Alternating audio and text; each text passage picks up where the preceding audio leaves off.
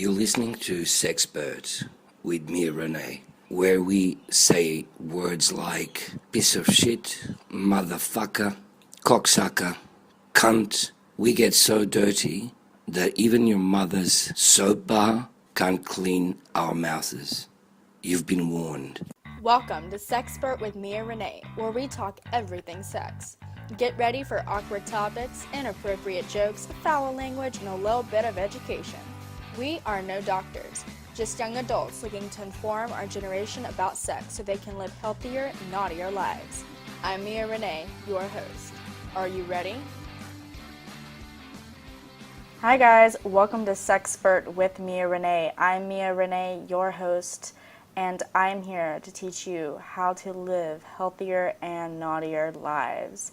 Tonight is a very special episode because I had the opportunity to interview the fabulous Abigail Ekue, who we will be hearing from in just a few minutes, about her book, Bare Men. Yeah, you heard me correctly.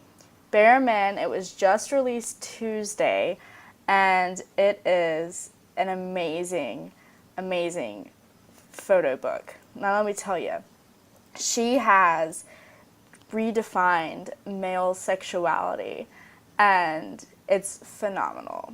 So I will be linking the copy of Bare Men that you can purchase below in the show notes, as well as a copy of The Darker Side of Lust, which Abigail also wrote. It's her collection of short erotica stories, and this is a great introduction to erotica for anybody and everybody, mainly because it's a very diverse selection of her erotica. And The Darker Side of Lust is at a great price for anybody to purchase and enjoy. So I'll be linking that below so all of you can check it out, read it. I'll also be linking Indubitably Obama, which is the erotica story about the first couple that Abigail wrote as well. You can read that for free, get a taste of her erotica. And then if you're interested, check out Bare Men and check out The Darker Side of Lust. So you may notice I'm not joined by anyone today. It's just me, guys. I'm sorry, but Abigail will be with us soon. Before I continue, I'd like to remind you that you can follow Sexpert and myself on social media.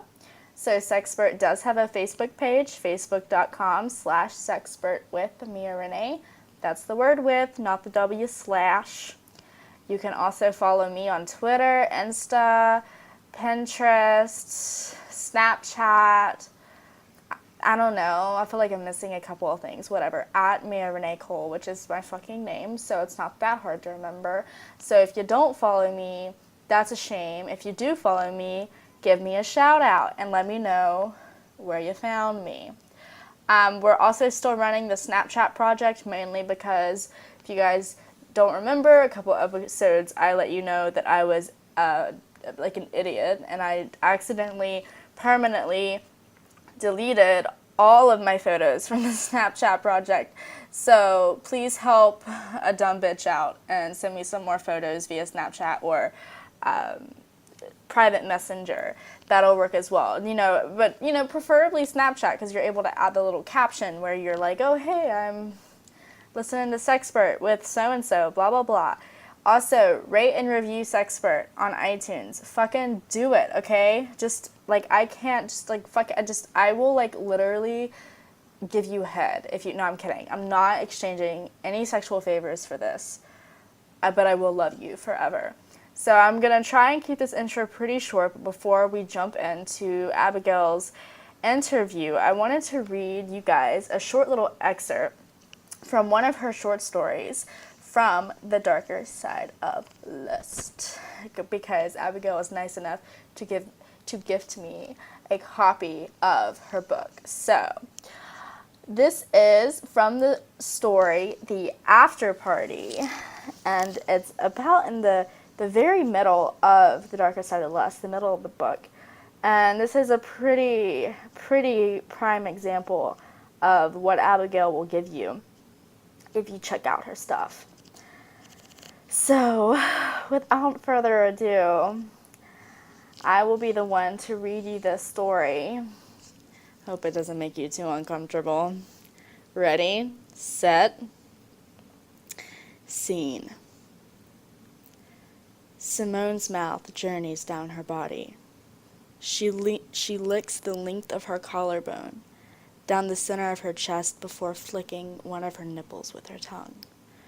She feels Elena's apprehension dissolving as her body awakens beneath hers. In response, she sucks more urgently, drawing in as much of Elena's breast into her mouth as she can, before going to the next one. They are now a darker shade from the suction. Her tongue leaves a warm, damp trail down the center of Elena's stomach, over her belly button, piercing, bringing her face to face with her pussy. She doesn't stop her exploration. She licks the strip of material covering Elena. Simone is familiar with that squirm and licks again, probing her tongue into her through the cotton. Elena shifts her hips in a way that says she wants to feel the wet of Simone's tongue or stiffness of her fingers. Simone pulls off Elena's panties, whose heat radiates like a warm mouth exhaling on her face. She's fragrant like robust olive oil, subtle. You're beautiful. She runs her fingers along Elena's wide vulva, concealing her clit in wet mystery. I mean everything. You look good, but your pussy is just. She almost says those words into her body, but holds back, grinding her hips against the mattress. Elena has never heard her pussy described as beautiful. As long as it was clean and shaved, she was happy to never hear any complaints about how dark and flat it is. Elena's scent and still detectable nervous quiver spur Simone into action. She plays at Elena's opening where her juices are already flowing. Can I taste you? Her answer is whisper quiet. Uh-huh. Simone kisses her lightly. Her long tongue traces her lips from south to north, then back again. Elena's lips part a little more for her tongue. She tickles her with waves of her tongue before landing on her clit lightly. Elena lets out a cute whimper. She flicks her clit with her tongue again in an attempt to get a bigger response and to make it swell. No woman can resist enough wet attention on her pussy, and she hopes she'll bring Elena to the point where any and all sounds or dirty words flow. Simone loses herself in her duty, plunging her tongue deep into the wet and tart flavor. Elena's hips buck. The punch to her face from Elena's mound makes her smile. Elena quickly props herself up on her elbows. I'm so sorry. I didn't mean to. She fights the urge to be embarrassed as she's laid spread before Simone in the brightly lit room. All she can see is a head of hair, strong, smooth legs, and a high backside. The sight makes her throb again. From between her legs, Simone stares back and licks her lips. She lingers in one more lapping sweep with her tongue before she slips her first two fingers in and continues to use her mouth on the now puffy clit. Oh, God, yes. So, if you enjoyed that little piece from The Darker Side of Lust by Abigail Ekue, check it out on Amazon. I will link it below. And now, without further ado, I would love to introduce to everyone the brilliant, talented, and just absolutely inspiring Abigail Ekue.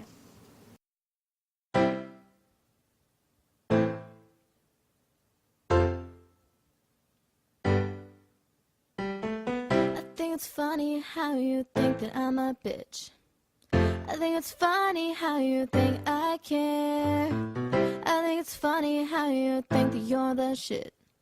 And your only friend has ugly hair. All the songs I write, they have a common theme. But this one's finally different. I hope you see that I'm not fazed by you. And I really don't give a damn. You can't listen to the rumors. You can't act like nothing is your fault, like I'm the only one to blame. Someday I'll be with the stars and you'll be living with your mom on a poor musician's dream. I don't have a lot to say, cause I know you're not gonna change. I hope you're happy with yourself. I think it's funny how you tried to be hardcore, but I guess I'm just a closet whore. I want attention, empathy. Hey guys, I'm here with Abigail Ekue, and we are talking about her book that just came out September 20th called Bare Men, and it's all about embracing men's sexuality and nudity. So, hi Abigail, how are you? How are you, Maya? I'm good. Oh, I'm sorry, Mia. Yeah, Mia, you know, it's fine. It's really funny because my real name is Amelia, but it's spelled the French way. Oh, and so I've okay. always had people mispronouncing it. And then so I went to Mia, and people still call me Maya. And I'm like, I'm just never going to escape the mispronunciation, I guess. But are you kind of used to that too? Because your last name's very unique. Yes. All my life. Even at, graduation ceremonies, I used to be like, oh, no. What are some of the, weirdest pronunciations you've gotten? Nothing too weird. The most common is Ekue. Ekue? Yeah, that was the most common. What's the origin of Ekue? It's Nigerian. Okay, yeah. Yeah. Sounds very much so. Well, I like it. It's very pretty. I think it fits you well. And it's spelled Ekue for people that may want to find you. Right? Ekue, I spelled it right? Correct, yep. Ekue. Okay, yeah. So that's, if people need to find you, it's Abigail Ekue. Yes. Well, we're just, that's the name on your book, right? It's Abigail Ekue on Bare Men, and the other erotica you've done, which we may talk about a bit today. So okay. I just wanted to ask you, just a really broad question, just basically, what was your inspiration for Bare Men? It was, when it became an actual project, it was the lack of editorial nude photography and also the lack of full frontal nudity when it came to male nudes. But I originally started shooting just because I wanted to expand my portfolio to include male nudes. And then the response is what made me say, okay, I could do, to keep going with it, make it a series, make it, a complete product. Tell the story of these men, but do it in a way that's less staged, it's just less studio production, and it's more just the men being themselves. Yeah, and I really like it because it's definitely got that more artistic touch to it, but it seems it's less staged. It feels less like I'm looking at a nude calendar or something, and more that I am really just viewing these men in real life, which is just really awesome. Now, some people may consider Bare Men to be erotica because it is just full frontal nudity, but would you consider it erotica? What's your opinion on that? No, there are some erotic images, and because some men may be more sexual than others, they just happen to express that side of themselves during the photo shoots. But overall, it's not erotica. It really is, like I say, nude photography, and it's very artistic and tasteful. It is. It's very tasteful, and if you go to baremen.net and go to the gallery, you can get a little sneak peek at some of the photos, and they're really just really well done. It's like I said, it's not like you're looking at something done for a calendar, like a pinup type calendar. That's what I think of, at least. I was staying away from that. I was staying away from that aesthetic, and I was definitely staying away from the aesthetic that I was seeing in any of the nudes that were catered towards the gay market. Like, that's a different aesthetic. Exactly. This is definitely a very personal aesthetic, and it's very unique, which I think is going to help stand out a lot. Very good. So have you met, like, any criticism for this, like, at all, just because this is kind of a first, you know, doing the full frontal male nudity in the form of a book? What have the reactions been that you've received, if any? The reactions overall have been positive. As far as criticism or negative, it's been whether or not people would show it. Like, when I first started and I was trying to get, you know, shows in galleries, people did shy away from the work because it contained full frontal nudity. And that was just frustrating, and it kept me going, because if I were pitching to them female nudes, it would have been okay. Right. Which is interesting, because right. so many females, you know, are always like, we're over-sexualized, and then you see females, you know, they can't wear shorts without, you know, being called out, but yet society welcomes female nudity so much more than male nudity. But it's more acceptable for males to actually be nude in public, like showing more skin, I guess, you know, in the sense that they can go topless and wear shorter shorts without really being called out for it. So did you have to do any convincing to get some people to showcase your photos, or what did you do to, like, just kind of convince people, I guess, or did you just show them the photos, or how did you do that? How did that go about? Well, I haven't gotten any, I haven't had a gallery show where it's another gallery representing me. The gallery show that I did was my pop-up. But as far as getting the work online, it started with European websites. They were fine with it. Yeah, so it was like I said, all of the no, we can't was always something U.S.-based, either the galleries, or I did pitch it to a book publisher a couple years ago, and they said no because they were having a hard time marketing gay titles. So just because it was a male nude book, they figured it was for the gay market. So and it's not necessarily. It's for anybody who just wants beautiful pictures. Right. I mean, I put this on my coffee table. Thank you. That's the whole point. I want to present it in that way, where the people happen to be nude inside, but it's still a nice book. I want a nice, heavy book. I love going into that store. Toshin is a Toshin bookstore here in New York, and I love flipping through all their photo books, and it was something like that. There needs to be something that could stand on the shelf next to these books, and you'd be like, okay, you know? Yeah, and you mentioned how, like, the only companies or websites that were really willing to showcase the photos were in Europe. And it's funny because Mason, who wasn't able to join us today for the interview, a lot of his questions he had pertained to nudity in Europe versus the United States. And he said, how do you feel about nudity in the U.S. versus somewhere like Europe? And when do you think, if ever, the male body fell out of focus for artists?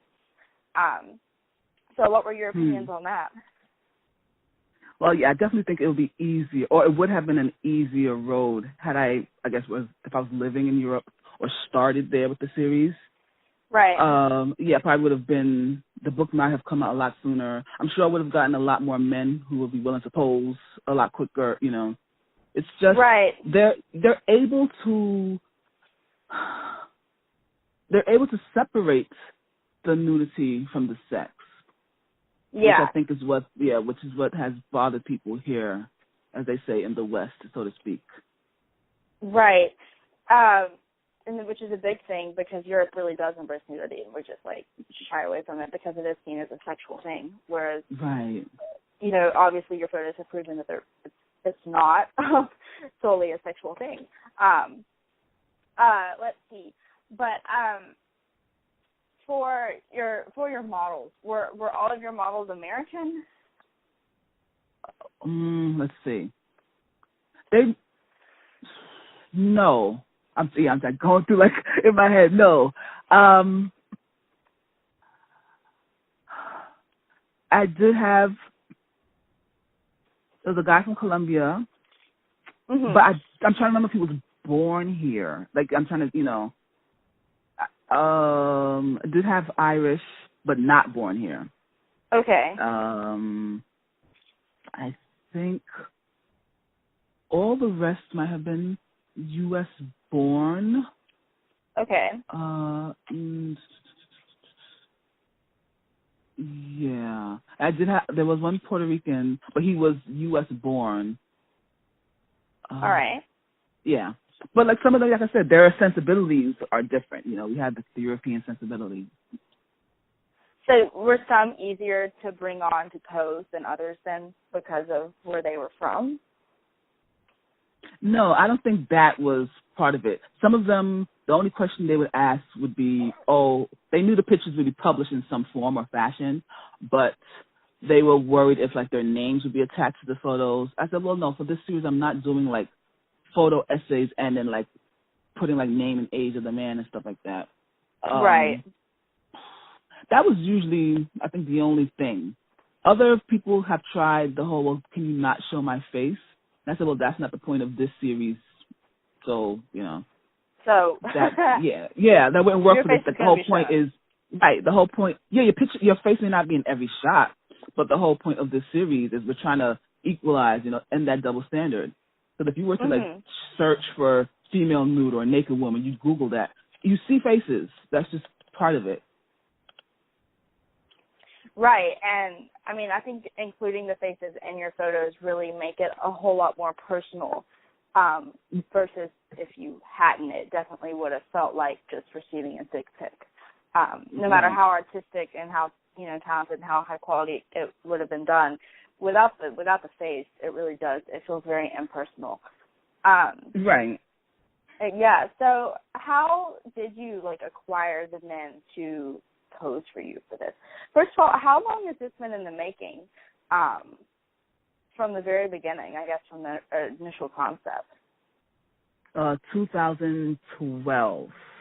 Okay, so about 4 years. Yeah, I didn't do much though in 2014. It was getting too expensive, so I stopped and I started focusing on my writing and focusing on my other business. And then the itch kind of came back again. I was like, no, I need to go back to this and at least, you know, finish like the first phase or something, create some kind of tangible product. So when I decided to come back to it, that's when I said, okay, let me just put the book out this year and take it from there. Yeah, so 2012, and 2012 was the year I pitched the first. I had a mock-up made that year. I had about 7 or 8 guys at that time. Okay. And that's when I pitched the first book. It was 2012. Okay. And as far as yeah, go ahead. Yeah, as far as how I found the guys, in the beginning, it was I went to Craigslist, put up an ad, you know, looking for men for, you know, nude shoots. I let them know that your faces will be shown. It will be like a trade shoot. You get the images. And I actually got a lot of good responses from Craigslist. And then as I built that portfolio, then I asked guys that I knew who I figured they might be comfortable doing it, you know. Mm-hmm. Hey, I'm building my port. I want to do some nudes. Here's stuff I already shot. And then from there, I just built from there. Did you have, like, kind of like an audition process where you had them kind of get naked in front of you, or how did that go? How did you, like, end up choosing them in for the book? Nope, it was all the shoot is usually the first time I see the guy naked. Like, okay. I'll have a lot of interaction with them, you know, email or phone, like we're setting up the shoot, but that shoot was usually the first time I see them. So which is why in the beginning, the way I used to present the series on my website, it was like a photo story. So some men you would see, you know, in the beginning they were a little nervous, and then as they would slowly relax and get comfortable, and as we're shooting, there's a dialogue and we're talking to each other. So there was never an audition. It was whoever was willing, whoever was, you know, of age, of legal age, whoever had, you know, approached the process, approach me with respect and everything, you were good to go. But that's pretty much how I kind of weeded them out. Right. Right. And it looks like you really, like, all the photos, like you said, they look very comfortable in all the photos. They look like they do this every day for a living. when we know all of them have some form of another job, you know? Yeah. So, yeah. And I like the wide variety of men that you have in this shoot. We have smaller men, we have larger men, and I'm talking about just body size. Right. We have younger men, we have older men, we have men of different colors. We have a man who looks as if he may not be non-binary. Possibly. He has his fingernails painted. Okay. I know who you're talking about, yeah. Yeah. I really like him. He has I like his glasses. He has this very curious look about him. We have them in different poses, some a little bit more posed than others, some just very relaxed. Yeah, so I love the wide variety of men picked for this because they're not all that idyllic, I guess, male body type, which I guess would be, for the majority of society, I guess, white and really fit. And so I like not seeing that because I'm sick of seeing it. Right. I like how colorful it is and how I think some of my favorite men are the bigger ones, the ones that aren't fit, that aren't smaller. I just really like seeing that because it's so different. And, because it isn't presented in an erotic manner, I'm not really looking for anything erotic. I'm just looking for truly what pleases my eye and my taste. And it's a lot easier for me to enjoy the photos in that sense than if I were trying to get off to them or something like that, which is awesome. Right. Did you have, any men that were self-conscious in front of the camera? Or initially, of course, I'm sure they were, but... Well, yeah, I had... Yeah, there's actually even one of them who's actually pretty fit, who still figured stomach could be a little flatter, arms could be a little bigger. They all, men in general, they do have body image concerns and issues that are just not talked about. Even exactly, they're not really addressed in society. Right, so yeah, there's issues with, stomach is too big or, man boobs or whatever. Or on the flip side, I'm too small or I'm too scrawny, and then you get that flip side. There was one man that I asked. I only saw I guess you could say headshots. I saw his face. I didn't know how tall he was or anything like that. And I asked him to come up to be in the series because I really liked his face. And it's like I keep telling people, your face is what makes the shot. Your face is what shares your personality.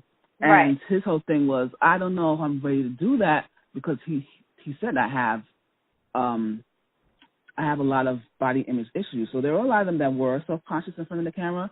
But, usually by the end of the shoot, they were good. They would always say they had fun. And then I feel like I accomplished something when I send them their photos and they're like, wow, that's me? And I'm like, yeah, that's you. Just, no Photoshop or anything. I might change the photos into black and white or something, but yeah, that's you. This is how you look. So I like that aspect of it, changing how they view themselves. Yeah, and that's such an empowering move on your part.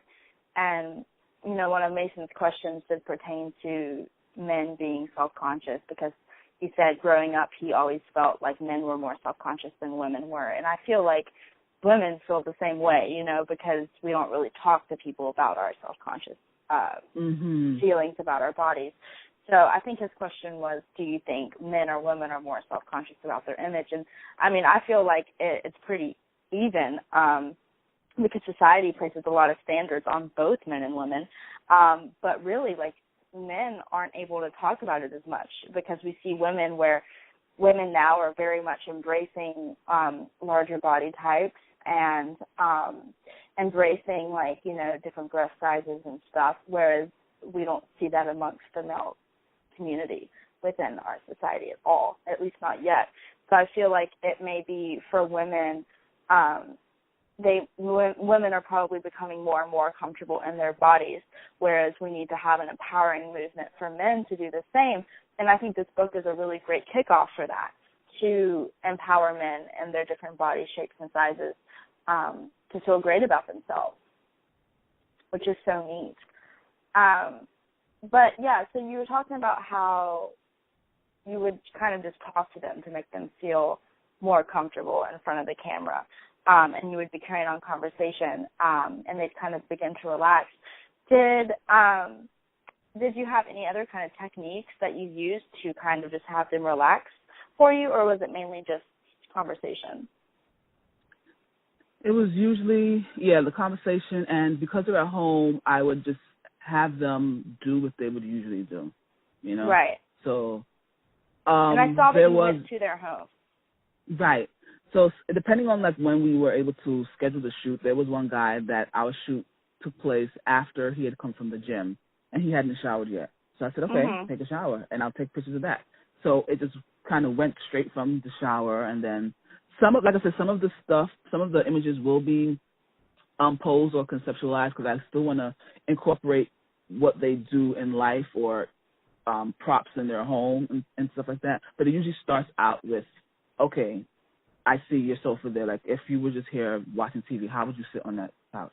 And we would just start there. And then, so as I'm shooting, I'm talking, I'm getting them to relax. And then even like me, I have to get used to their home, and I will figure out, oh, we can do something at that window, or we can, move this chair over here. And so the whole time we're together, we're both kind of, I guess, feeling each other out.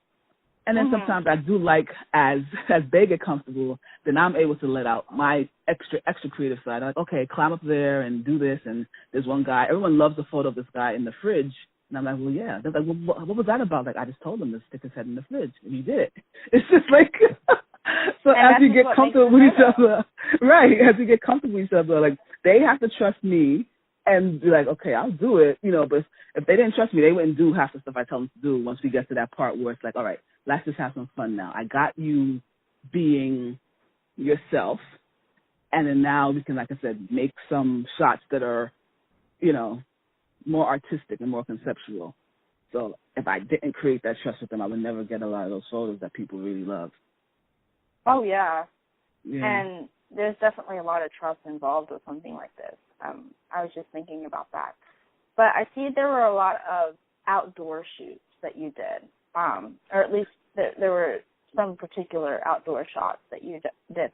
How are those? Some of them look like they're in kind of like the middle of the desert.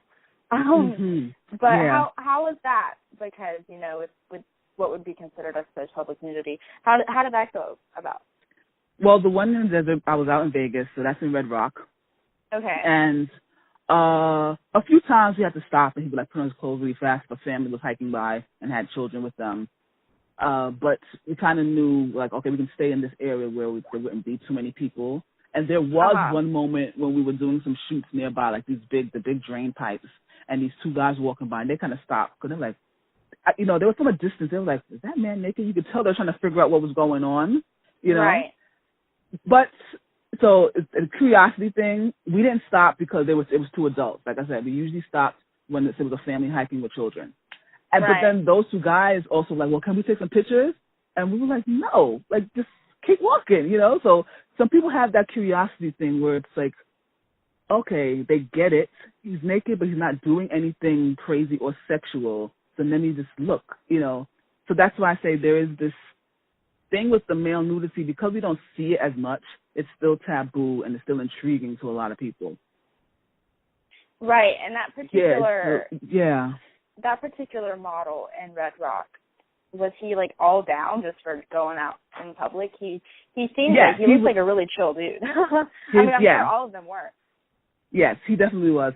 When I was going to be out in Vegas for a book signing, he saw it on my website that I had like a travel alert. So he said, oh, are you going to be doing any shoots while you're out here? I said, well, that wasn't the plan. However, I'm good. It's, 2 or 3 hours. I'm sure we could figure something out. And I said, I don't remember who brought up Red Rock, but I know I wanted to go to Red Rock. So I was like, yes, let's do it. If you're down, he's like, yeah, there are places out there that you can be nude and no one will see you. I said, all right, let's do it. But he was definitely down for being outdoors. He's done a lot of other outdoor like photo shoots and whatnot. Yeah, and his photos are really neat. There were a couple other outdoor photos where it looks like you're on top of a building or in an alleyway, and I'm assuming that's in the middle of the city. Are those probably just non-frequented areas as well? Yeah, that was a rooftop in New York in Chinatown. And I do remember that particular model. He was new to New York, and he was like, he wants to break into the art scene here. He answered the ad on Craigslist. He's like, oh, I saw your ad. I want, I'm going to do something that sounds really interesting, that kind of thing. And so I was like, okay, I can get access to a roof if you're down with doing something outdoors. He was like, sure. So that was him. And yeah, it's just a matter of, like I said, other adults, I don't really care too much. Right. I'll keep it away from children so no one reports us. Right. And there are some adults who probably would still do it just because, even though it's part of art, creating art. But I also don't want too much of the gawking like around. Right. That takes away from the energy of the shoot. Exactly. And it's I always, less personal. yeah, right. And I just make sure that obviously the model, he's comfortable because he'll be the one who's make it. So I always have to make sure if he's comfortable. If he suggests shooting outside, okay, great. Now we just have to figure out where and when. Exactly. Yeah, but I let them decide the outdoor part. Yeah, I'm going through some of your photos in your gallery now, and I was curious to know if any men purposefully got an erection before or had an erection during the shoot. It looks like most of them do not, which adds to just the naturalness of the shoot. But I was just curious to know if that was the case for any men. Yes. They have more than one more than one man has masturbated during the shoot. Yeah. Some of them it is, I want some shots with me erect. I said, okay. Like if it happens, I'll keep shooting, that kind of thing, They'll let me know if that happens, it's okay. Some guys are getting erect because they're nervous. Right. Sometimes it's when you're just outside, like just that sun getting on your body. There it goes. So and good. so it's not, yeah. Right. So it's not always It's not always a sexual response. Exactly. Oh no. So because So because I'm aware of that, and it's like, okay, I get it.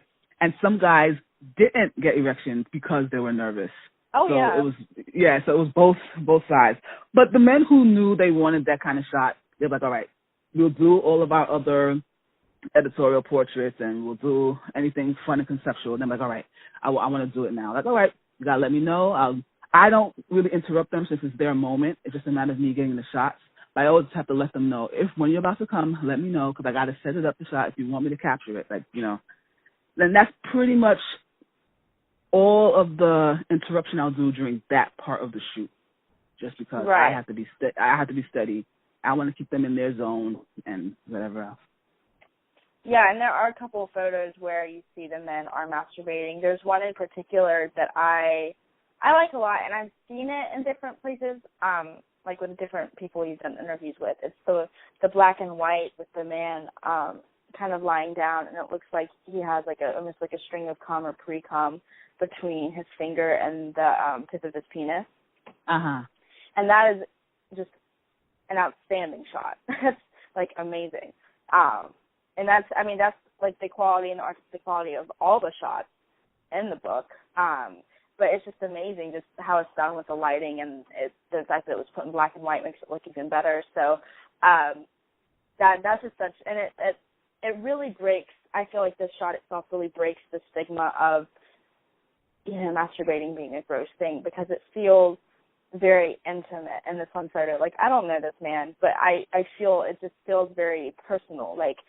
It's very gentle, it's very delicate. It's a little less masculine even for me, because he's taking time to kind of admire what's going on, it looks like, compared to when a lot of people think of men masturbating, they just think of whipping it out and jacking it off and they're being done, and it's not so in this photo, which I think really it helps break masturbation stigmas as well as masculinity stigmas, as well as male sexuality and nudity stigmas all at the same time, which is really neat. Just in the one photo.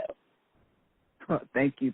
Yeah, I did notice that with some of the guys. It was, like you said, it wasn't just, all right, I'm going to do it now and then go. It was just it was a process for them as well. A lot of them had to set the mood for themselves, or, there was one guy who he wanted to, but, I don't know, it could have been nerves or whatever. So I just said, all right, I can give you a prompt or a cue. So he had his cell phone out, and I'm like, either in your cell phone or you can pretend, I don't know, whatever it is, whoever that person is for you, they just sent you a text, something like, a dirty text or something sweet or whatever, and that is what set him off. But it was like he eased into it when I gave him that prompt. You could tell it was like a really comforting prompt for him. So whoever that person was got him going, but it wasn't like, yeah, I'm going to like rip their clothes off. It was like, here they are, and his body responded to whatever he was thinking about, and that's how he was able to go. So yeah, it really is.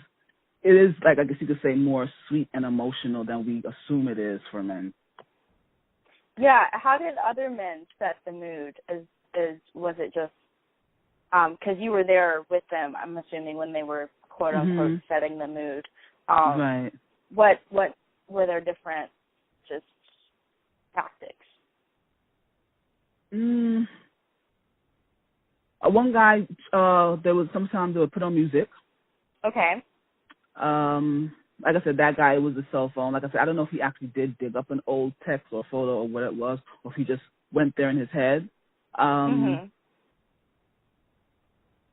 Most of the other guys, I didn't really have to say much else. They would just tell me that they were ready. Like like I said, we would get to a point in the shoot, maybe an hour and a half in, so we had really a lot of photos at this point.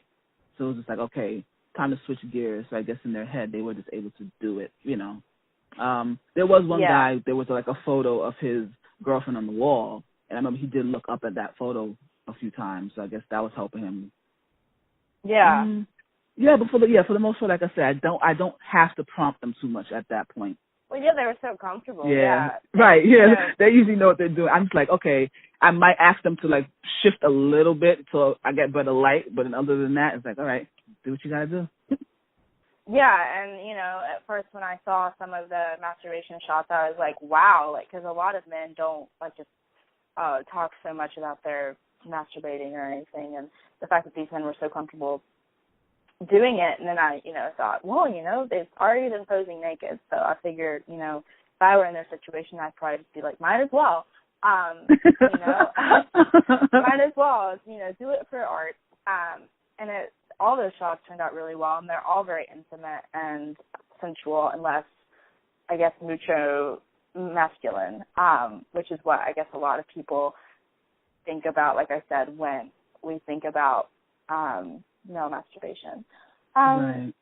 So I had, as I was looking through some of your other stuff on your website, you are quite the entrepreneur.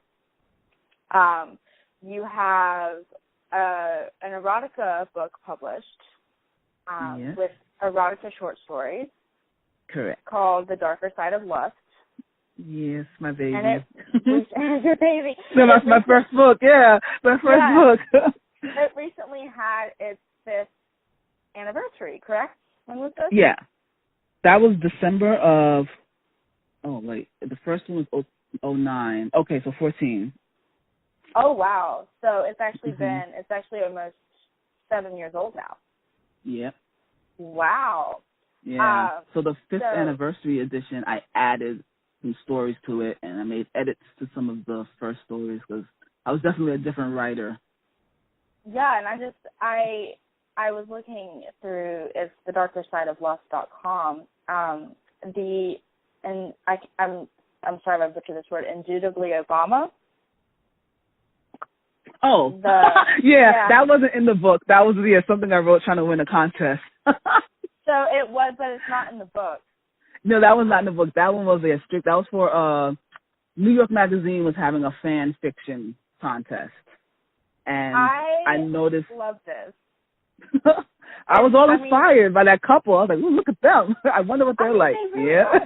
They have the hots for each other. It's Michelle and Barack Obama short erotica story. Right. And it's not too terribly erotic. It's mainly like dirty talk and playing around. Right. And then you get to the end, and it's kind of like you kind of cut it off right before anything super, I guess, explicit happens. Because they have to go to the event. Right. And it's almost like, I don't want to say like 50 Shades of Grey-like, because it's not. But it is in the sense that we have this really high-power couple who live in the spotlight, and we're seeing their more intimate side, but they're luxurious.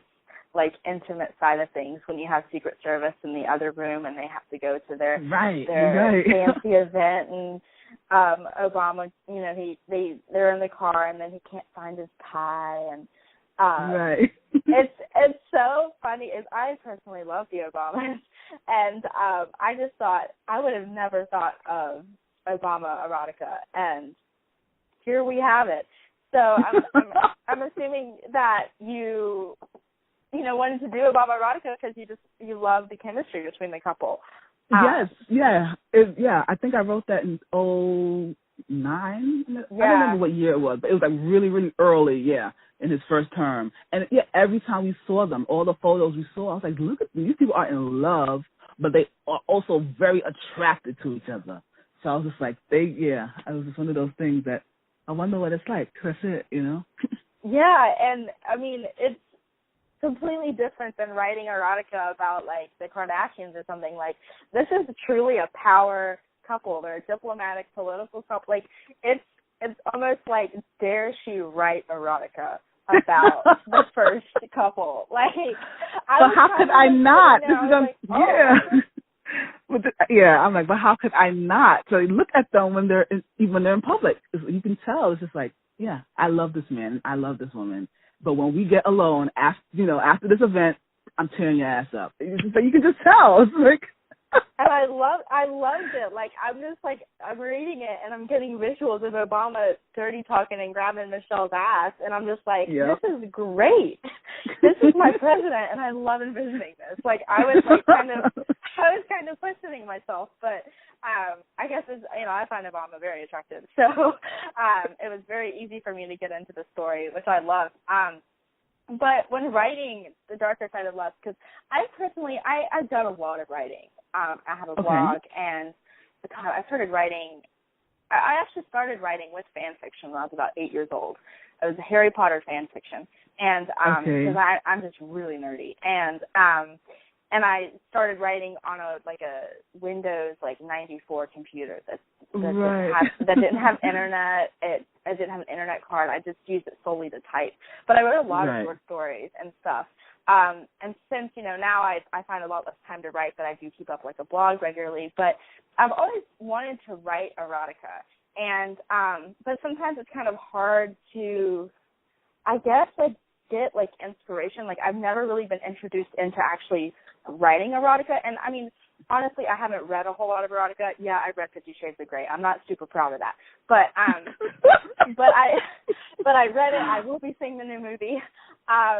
But I don't have a whole lot of experience with erotica, but I was just wondering, from writer to writer, how do you get inspiration for your short stories? Because I feel like, for me at least, it'd be harder to come up with multiple ideas for multiple stories. So how do you get that inspiration? How do you go about writing it? It's usually starts actually with the people as opposed to the scenario. So I can get inspiration from people that I actually know. I can take, say, one element of a person, and it could be a guy that I know in real life, but I'll put that particular trait on a woman in the story. And I think it's just a matter of knowing, even if it's not always something I've experienced, because people usually assume that, but it's just a matter of knowing how people are. And I think if you've already had sex a few times in your life, you can pretty much, that's the whole point of it as being fiction. You can put yourself or put your characters in particular situations, or this is what you know. You know people, they have sex at home, boyfriends and girlfriends have sex, or boyfriends and boyfriends have sex, or they do it in their cars, or some people get jealous. And there's certain things you just kind of know. It's human nature. And then from there, you just kind of expand on it. And I think it's very important when you're writing erotica to include all of the senses, all 5 senses. It's not just the physical act, because then the person who's reading it, because they're not watching something, it's different from porn. You have that visual. Yeah, you want that sensuality, as we've been discussing. So you have to put the reader in that. You have to let the reader experience what your characters are experiencing. So I think that's part of it. And of course, you can still always pull from your own life, and maybe something went really well in your life and you share that story, or you can flip it, something that went really well and you switch it so it goes really bad for your characters. But I think it's like it does come from life, but it may not always be something you've actually gone through, or as you present it on the page, may not be exactly something that you've gone through. But I also definitely think you have to have all those senses involved.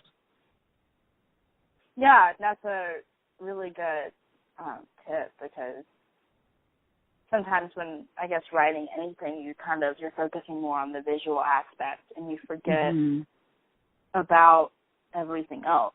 That's what makes anything a story, you know. Right. That's how people truly feel like they're experiencing it, and they get that entertaining aspect and everything. So, what else have you done? Because I've seen you've done Darker Side of Lust. You have Bare Men coming out.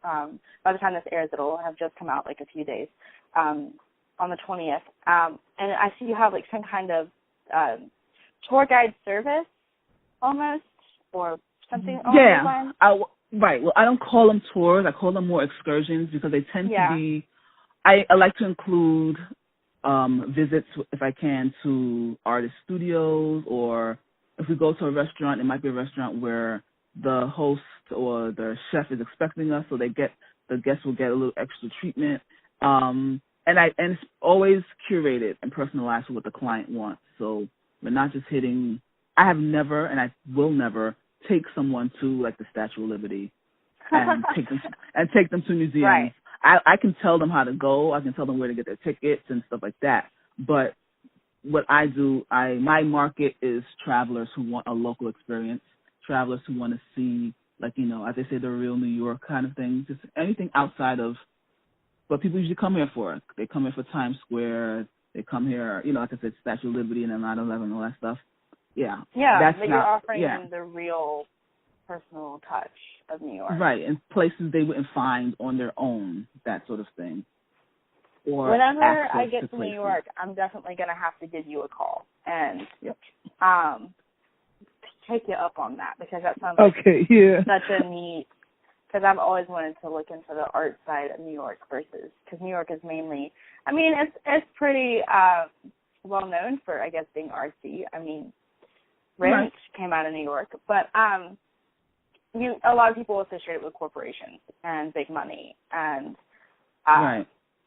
Statue of Liberty. And so I've always wanted to see what New York is like more for people who aren't living that big money house. Exactly, life. Right. That day-to-day New Yorker, exactly.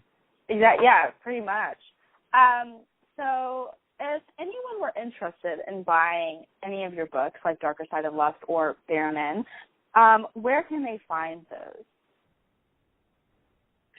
Okay, they can find each on their respective websites. So it's the darkersideoflust.com or baremen.net. But both books are also available on Amazon. You could always do a search on Amazon and get it that way. If you happen to forget, like, you know, the title or something, you can always go to my website, AbigailEkue.com, and I have links to everything there. Yeah, it's like everything kind of spans from your website. And I will be doing a little blog post for this interview for the podcast on my blog, MiaReneeCole.com, and I will include links to the Amazon copies of the books in the blog, but I'll also include links to the books and the show notes of this podcast. And where can people find you if they're looking to get to know you better, just see what you're like in your everyday life, see your photos? Where can they find you? On Instagram, I am nativecreative_photo, and that's everything. That is my, like you said, the private excursions. I do Bare Men stuff there. I do just regular me with friends stuff and dinners out and things like that. And I'm pretty active on Twitter, and my handle there is Abigail Writes, WRITES. Yeah, you're very active on Twitter. That's actually, I think, where we first connected. So yes, I believe so. Yep. Yeah. So if you're looking to follow her there, I will also have those handles for her Instagram and her Twitter in the show notes. And is there anything else you wanted to say? This was great. I really love talking to you, but you're welcome to plug anything, or if you have any questions for me, feel free. I think you've covered everything. Yeah. Yeah. Yeah. So I think we're good, and I think we really covered a lot of Mason's questions too. He was really bummed he couldn't join. I know he wanted to, but he'll be able to listen to it. So it was great talking to you. Thank you for coming on to Sexpert. And thank you very much for having me, Mia. Yeah, Mia. It's like full circle. It's a great way to end it. Yeah, it was great talking to you. It was so much fun. I really enjoyed it. And, you know, I will be sending you the link to this. And hopefully our listeners check out your stuff because your stuff is amazing. And, yeah, it was just great talking to you. Thank you very much.